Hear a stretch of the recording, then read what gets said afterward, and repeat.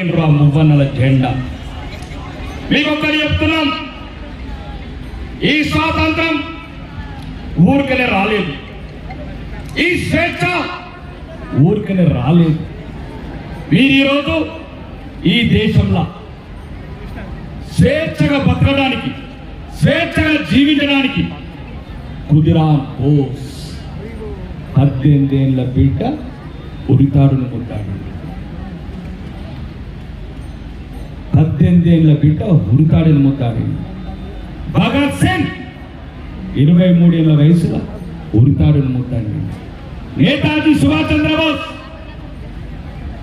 ఆజాద్ హిందూ ఫౌజ్ మీ గురించి కలలు కన్నాడు, ఈ దేశం గురించి కలలు కన్నాడు. ఈరోజు సన్నాసుల చరిత్రలు చదవడం మానేయండి. ఈ దేశ స్వతంత్రం గురించి ప్రాణాలు అర్పించిన వీరుల చరిత్రలు చదవండి. కన్న తల్లి కన్నా ఈ దేశం గొప్పది.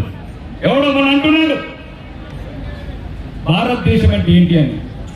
భారతదేశం అంటే హిమాలయ పర్వతాలు కాదు, గోదావరి నది కాదు, బ్రహ్మపుత్ర నది కాదు, నిలువెత్తు గర్వంతో ఎగిరే మువ్వన్నెల జెండా అని చెప్పిన మేము. మువ్వన్నెల జెండా, ఈ జెండా ఉన్నందులో మీ బతుకులు సురక్షితంగా ఉంటాయి.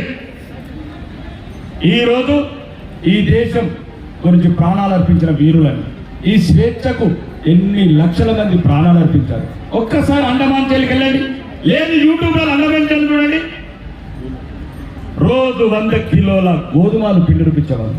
మన దేశంలోనే మనం బానిసలుగా బతికినాం, మన దేశంలోనే మనం అన్ని రకాల అవమానాలకు లోనైనాం. ఒక్కసారి చరిత్ర చదివితే ఈ జెండా విశిష్టత మీకు అర్థమవుతుంది, ఈ జెండా పవిత్రత మీకు అర్థమవుతుంది.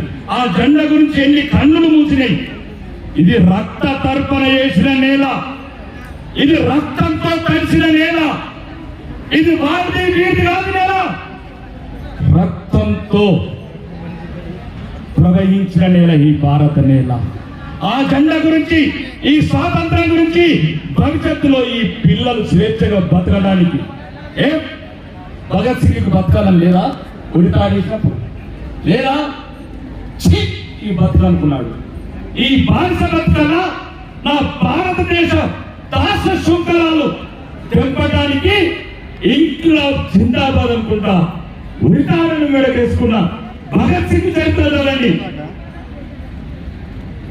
ఎవరు? సర్దార్ ఉధమ్ సింగ్. తెలుసా కదా? జలియన్ వాలాబాగ్ లో తమ పండుగలు జరుపుకుంటే ఈ భారతీయుల మీద గోళీలు కొడుతున్న జనరల్ డయ్యర్